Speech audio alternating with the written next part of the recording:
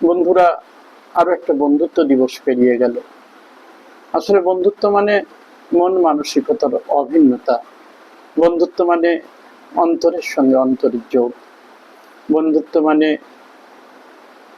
ঠাসবুনোটে বাঁধা মৈত্রী বন্ধনে আবদ্ধ একটা টান টান সম্পর্ক।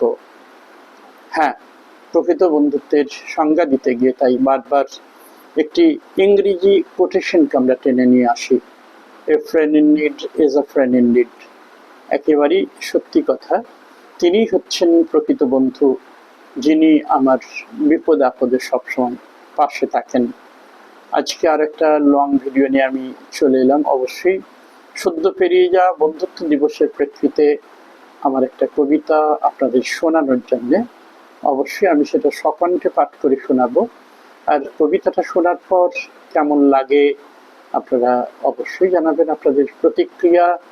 আমি রয়েছি ভারতবর্ষ, বর্ধমান শহর থেকে। আমি অরূপ মণ্ডল, এবং অবশ্যই চাইছি আপনাদের প্রতিক্রিয়া আমার এই স্বরচিত কবিতা শোনানোর পর। কবিতার নাম স্মৃতির টানে।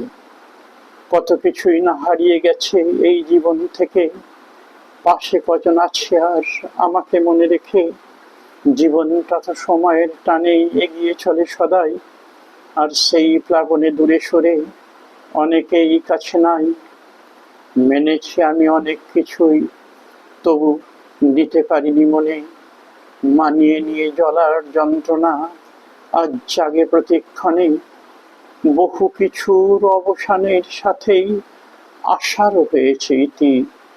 লাভ নেই তাই অন্তরে পেলে হারানো দিনের স্মৃতি। যে যেখানেই থাকুক না কেন ভালো থাকুক চাই, তাছাড়া আর কারো জন্যে ভাবার কিছু নাই। আমার কথা মনে না রাখলে মনে রাখি আমি, এমন করে কেন যে আমায় ভাবান অন্তর্যামী। বন্ধুত্ব দিবসটা স্মরণ করায় হাজারো সব স্মৃতি, মনে তারা ফিরে এসে শুধুই জাগায় অতীত প্রীতি। কোনো স্মৃতি চায় না আর মনে যেন বেশি ভাসে, কোনো স্মৃতি চায় না আর মনে যেন বেশি ভাসে। চায় না মন আটকে থাকুক কেবল স্মৃতির ফাঁসে। এই দুনিয়ায় বেশিরভাগ সব ভাবে নিজের কথা, সেসব ভেবেই প্রায় মনে জাগে শুধুই ব্যথা। এই ছিল আমার স্বরচিত কবিতা, পাঠ করে শোনানোর চেষ্টা করলাম। আবারও বলি, প্রতিক্রিয়া জানাবেন।